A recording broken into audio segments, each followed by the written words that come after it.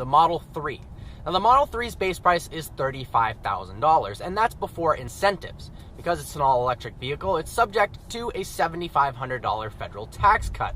However, if they sell more than 200,000 units of the Model 3, which is very likely, that $7,500 starts being reduced incrementally. In fact, in just 2 days, Tesla has sold 276,000 pre-orders on the Model 3. Online, you can go fill out a $1,000 refundable deposit to reserve a slot for the Model 3. Now, they are set to hit consumers sometime in 2017. Now, during the reveal, Elon Musk didn't seem all that confident that it would actually hit 2017, but we'll see. Maybe a late 2017 release date.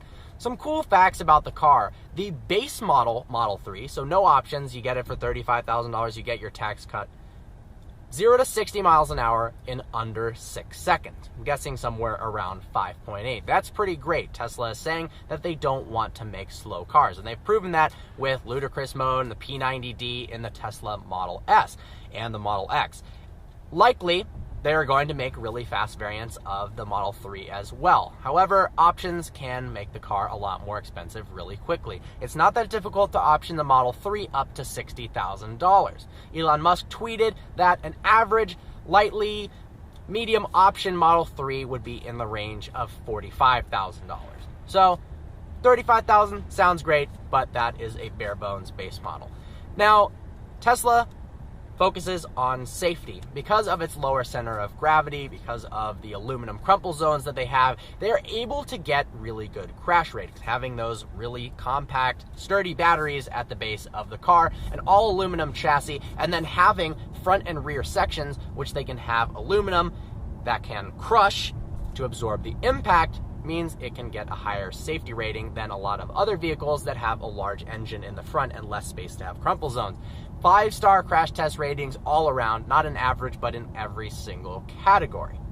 Because it's a fully electric vehicle, that allows some cabin changes in the interior. Elon Musk is saying that it's going to have the largest amount of room in the inside of any car in its class. In part, that's because since there is no engine, you can push the dash forward, and you can shrink it down widthwise, move the front occupants forward as well, closer to the front of the vehicle, and that gives more legroom to the rear occupants.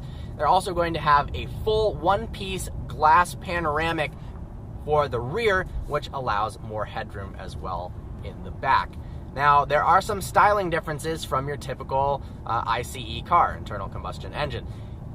Notably, there are no grills. Normally, you'd have to have some cooling, ram air into the engine to help it run smoothly, but with an electric vehicle, you don't have that. So there's no grills at all in the front, which at first look looks a little bit strange, but it's actually grown on me, and especially it looks nicer in the Model 3 having all one color than it does with the two-piece black insert for the Model S. You've got new wheel options, which look fantastic. The updated LED front headlights look great as well. Overall, the vehicle looks like a smaller, sleeker Model S, which is not a bad thing whatsoever. Apparently, the Model 3 has been Elon Musk and Tesla's goal all along, starting with the Roadster, very limited production, to show that you could make a fast electric vehicle, 0 to 60 in 3.8 seconds, taking a Lotus, proving that an electric powertrain can be effective. Then they moved on to the Model S, proving that it could be a 4-seater, a practical vehicle, and be fast, and not look like a cheese wedge like the Prius.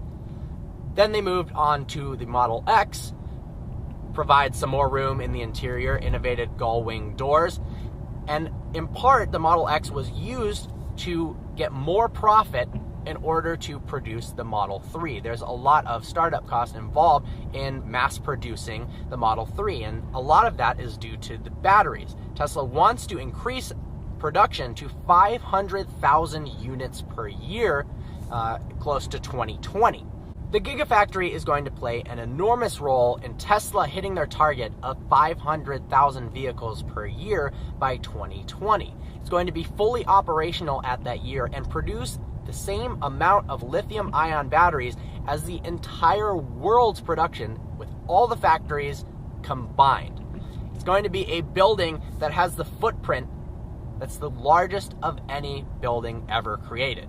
And the volume is actually the second largest of any building ever created. So clearly, Tesla likes to go big or go home.